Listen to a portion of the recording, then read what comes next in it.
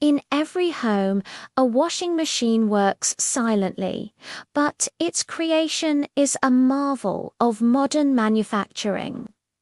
Today, we're going inside a factory to see how it's done.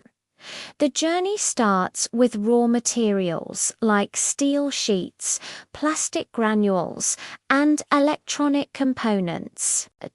Each part is rigorously tested before use.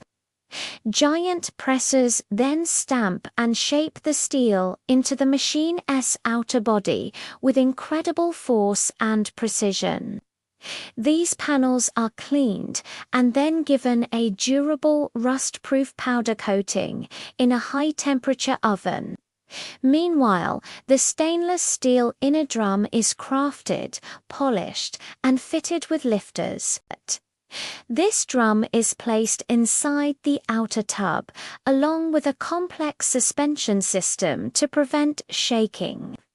The motor, the machine's powerhouse, is installed, and the electronic control board, the brains, mounted.